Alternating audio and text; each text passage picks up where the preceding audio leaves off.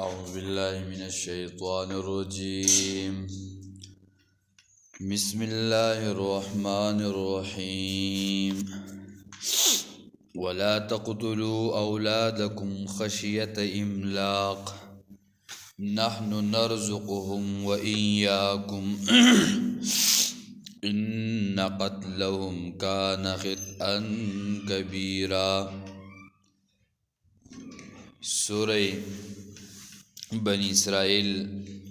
هغه شروع په هغه کې ذکر کېدو د سلورو خبرو. اولنۍ خبره هغه د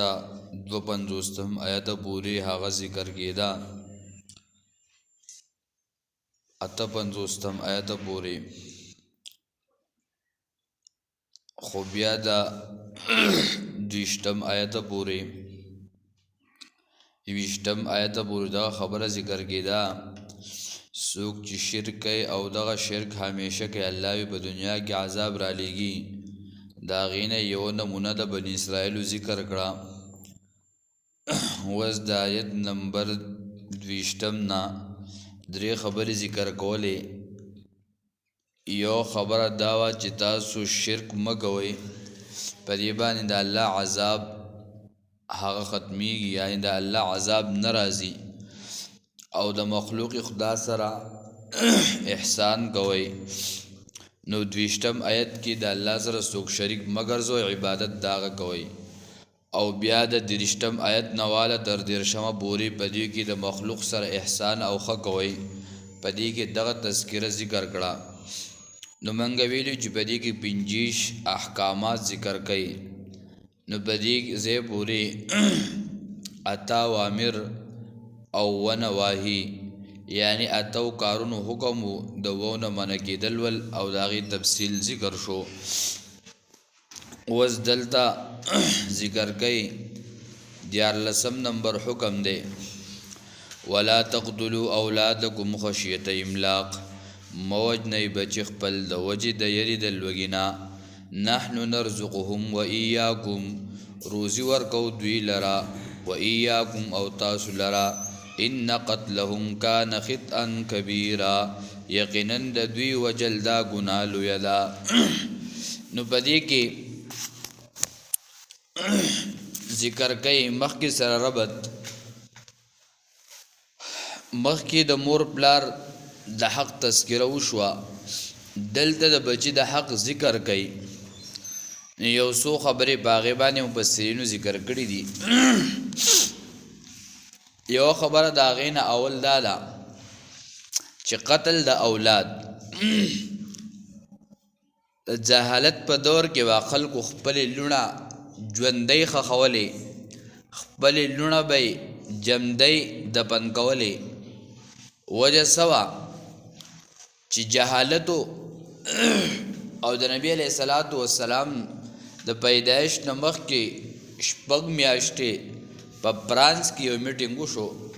او په هغې کې دا خبره مخې ته راغله چې آیا دا ښځه ذات دا په انسانانو کې بیخي ده نه، بس هسې یو شی دی. بیا د نبی علیه صلات وسلام د دنیا ته د راتلو نه مخکې 2 میاشتې یا 3 میاشتې مخکې بل یو میټینګ وشو، په هغې کې د دې تذکره راله چې آیا دا ښځه ذات چې دی دا انسان دی، خو د دې دغه کار دی چې بس دا د خپل خاوند ضرورت پوره کوي او چې کله خاوند مړ شي نو دا د دغه خاوند سره ژوندۍ ښخول پکار دی. بس د دې نور معاشره کې څه حق نشته. دغه شان دی نور د جهالت دور کې چې کله ماشوم کېدو یو بیابان ته به بوتلال ته به پرېښوده، بس ماشوم به وشو دوه د بیا کرکه کوله، یا به کله د زنانه کم ماهانه کې بیماری میاشت کې چې کله به دا راغله نفرت به یې کو، خوراک سکاک به ورسره نه کو، الرجي به تې وه. یا دغه شانتې ښځله به یې طلاق ورکو، ساتله به یې رو، د هغې به څه کار نه و، بس ټول عمر به کس ښځه کولی او که پرېښودی، خو بس د هغه اختیار و، په هغې کې د چا څه کار نه و. یا چې به کله په کور کې مړی وشو خاوند به وفات شو، دغه ښځه ذات به د هغوی و، بس که هغوی بل ته اجازت ورکوي ښه او که نه ورکوي د هغو به د غلامې او د وینځې په شان ژوند مې ورسره تېروم. دین اسلام راغی ښځو ته حقوق ورکړل ښځو ته یو شان او عظمت ورکو یو مقام ورته ورکو د ښځو د حق بیان وکړو قرآن د هغې بیان وکړو حدیثو د هغې تشریح وکړه د هغې مقام مرتبه ذکر کړل او قرآن کې بل الله پاک فرمایي هن لباس لکم وانتم لباس لهن دا ښځې د خاوندانو لپاره لباس دی لباس دا ښځې د خاوند لپاره لباس دی او خاوند د ښځې لپاره لباس دی دا د یو بل لپاره جامه ده د یو بل لپاره عزت دی د یو بل لپاره مرتبه او مقام ګرځي خو چې کله په دغه دواړه کې یو هر یو ځان وپېژني نو دا دواړه د یو بل لپاره د عزت او د شرافت هغه مرتبه او مقام ګرځي نو دغه لباس دا د سړي دپاره نو موږ د خپل خاوند لرې کو او هغه د بل زینت وګرځو او هغه د بل لباس وګرځو هغه د بل ښایست وګرځو ځکه زنانه چې کله کور وي نو د هغې لباس د هغې جامه د هغې ناسته پاس د هغه ټول څه ګډ وډ وي بعضې ځکه چې کله خاوند کور ته راشي نو هغې به لاس تک تور وي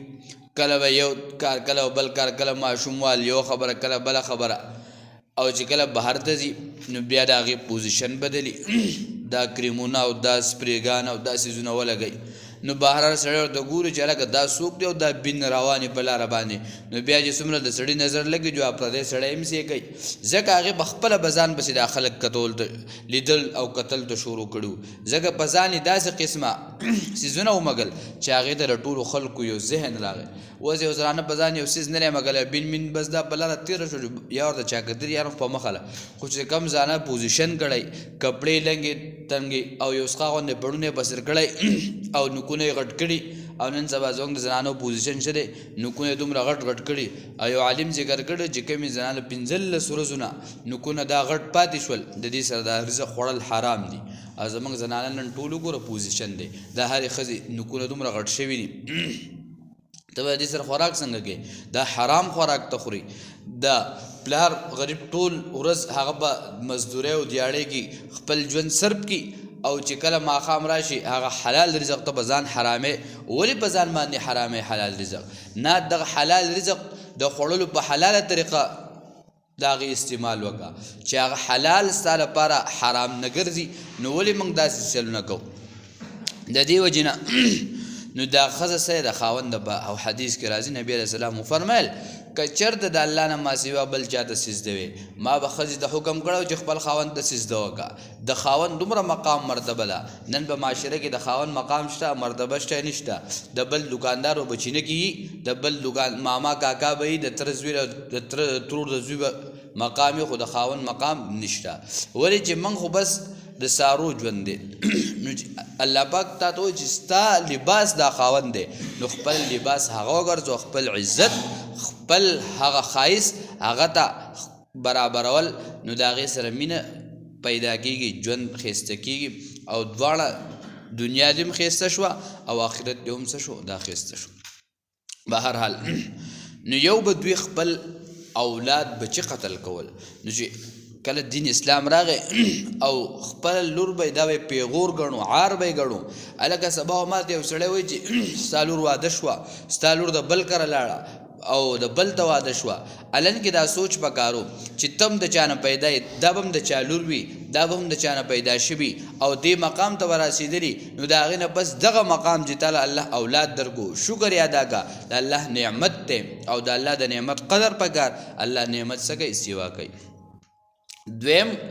آیت مبارکه کې چې قتل د اولاد نو دوی به څه کول سوره اعراف کې انعام کې تېر شوي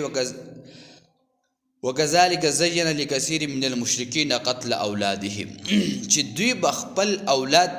دا به د بوتانو په نومونو باندې حلالو وایي ځکه زموږ مشرانو موږ ته دا ویلي او چې دا موږ دوی لپاره حلال کو نو موږ دوی ته نږدې شو دوی موږ الله ته نږدې کړي ځکه دوی د الله نازولي دي او دوی چې موږ دوی ته نږدې شي نو دوی بیا بعضې پکې دا عقیده ساتي چې قیامت کې به بیا موږ دوی د الله نه په زور خلاصوي دا زموږ د زور سپاره شیان دي نو د دغې وجې نه به د خپل اولاد هغه به د بت په نوم باندې حلال کو د بت په نوم باندې به څه کو ذبحه کو دغه شان دی دریم بګی داوا چې خپل د نابالغ بچو سره به ډوډۍ خوړه نو هلکه مزدوري منګه او ګټو منګه او خوراک بدو کوي دغه بچی به حلال کړل او دغه بچی به ذبح کړل په درستخان چې به سرناسو وی خوراک منګ راوړو ټول ورځ ګټو منګه او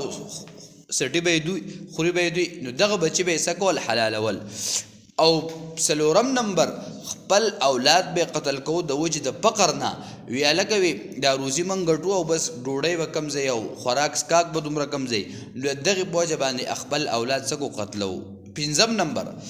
خپل اولاد به د مالداري درازه قتلو ولی چې الکه زما مال ډیر شي وارثان مې ډیر شي بیا به دا تقسیمیږي او زما خو عزت ختم شي بس زما یو سیس جوړ شم بیا براده سوق ګورینا سوق بر هر سړي برانه واقدار ارسه اغستې نو دغه د وجه نه به خپل اولاد سکو دا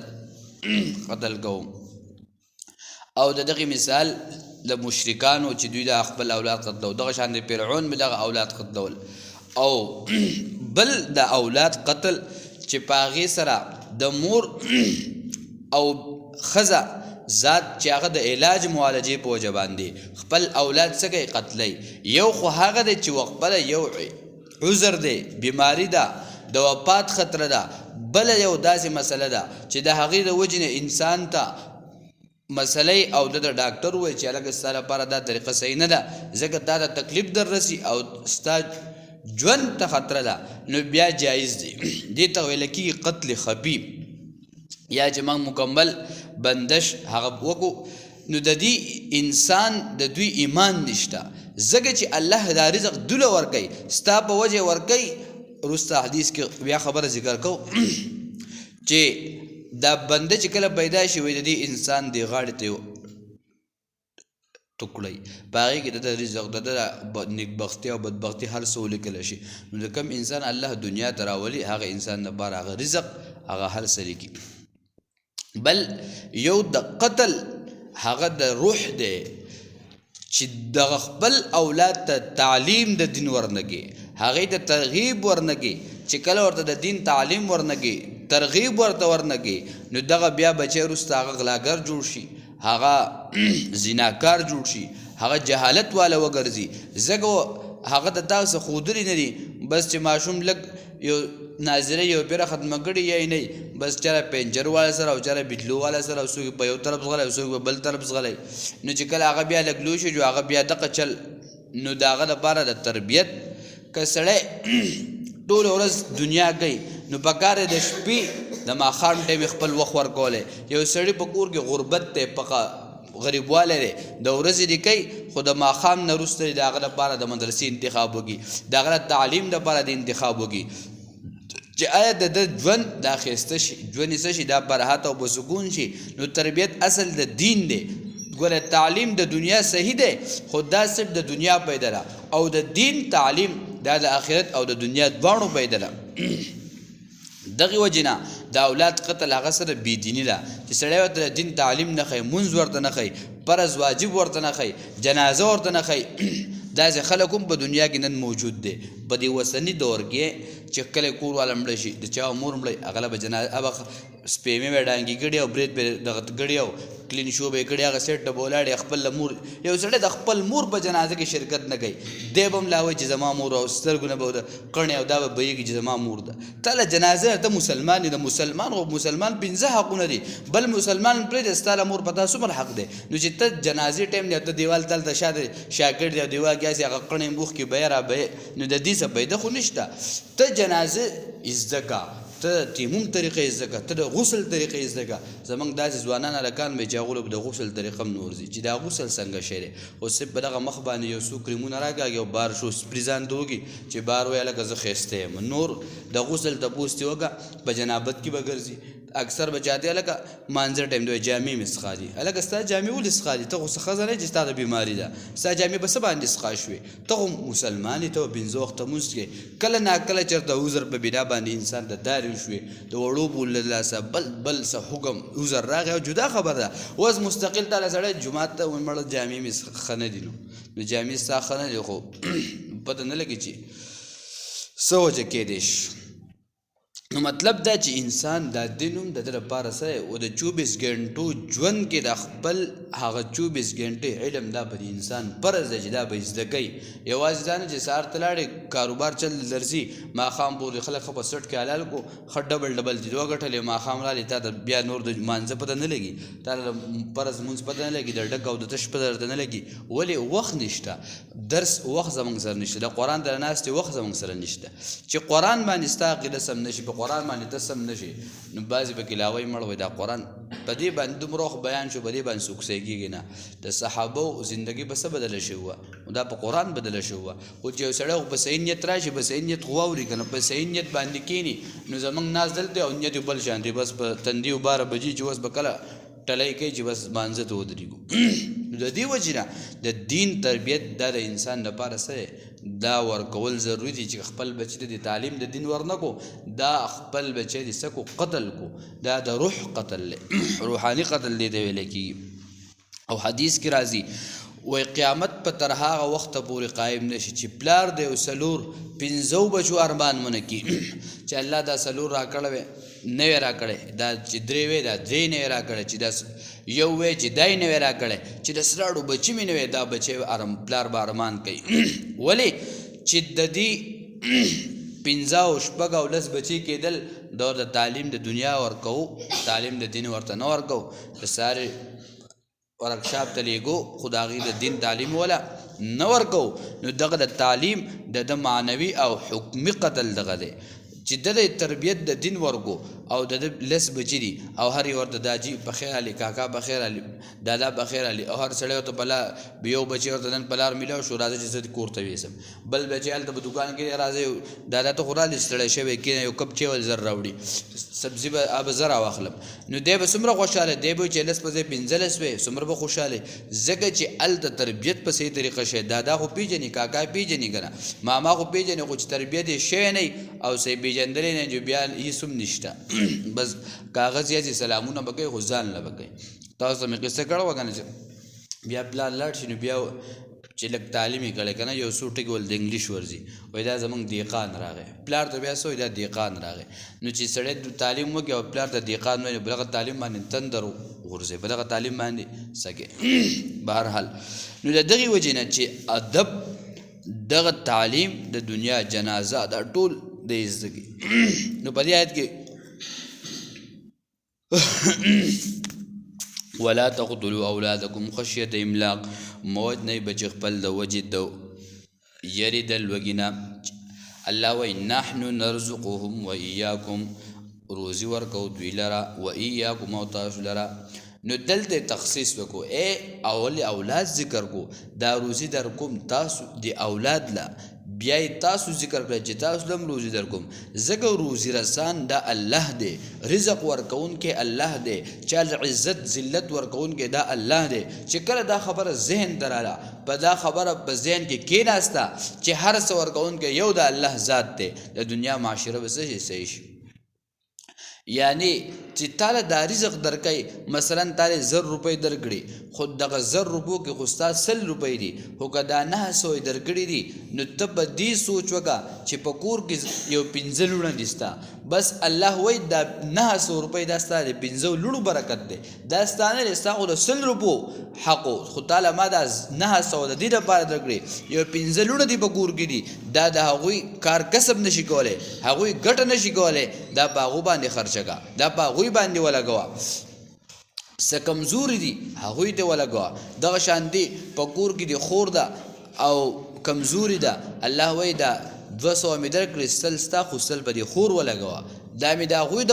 هغوی د لاسه تعالی درکړي یا دغه شان دی الله وایي دا 1000 روپۍ مې درکړي خو دا د درېیمه حصه به د خپل مور پلار ولګو په دې کور کې سره دي دا سل ستا حقو خو دا 900 دي د چا حقو د مور پلار حقو دا په دوی خرچه کا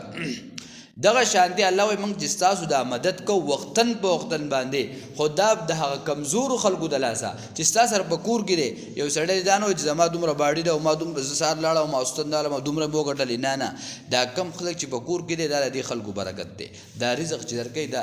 حدیث کې راځي نبی علیه الصلاۃ والسلام بس یو صحابي راغی وی زه ټوله ورځ ګټم او بس دې کور ناست دی ځینه نبی علیہ السلام ورته وفرمیل تا چې دا څه میلاویږي دا دغه سړي په سر میلاویږي الله پاک چې تعالی دا کوم روزي درکوي دا د دغه خلکو په وجه باندې تعالی درکوي دا دومره روزي او دا دومره رزق چاته میلاویږي دا د دغه خلکو په سر باندې میلاویږي نو ځکه الله وایي ولا تقتلوا اولادکم خشیة املاق مه وجنئ بچي خپل د وجې د یرې د لوږې نه نحنو نرزقهم وایاکم روزي ورکو دوی لره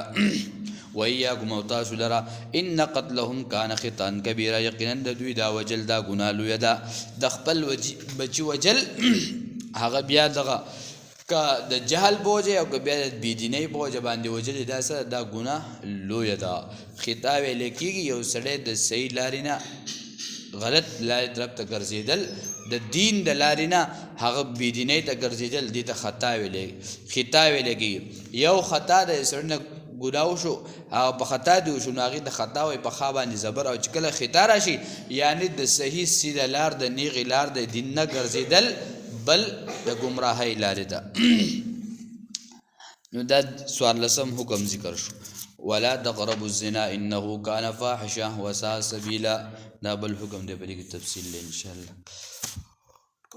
الله دې سي عمل توفیق راکړي اللهم ربنا آتنا في الدنيا حسنه وفي الآخرة حسنه وقنا عذاب النار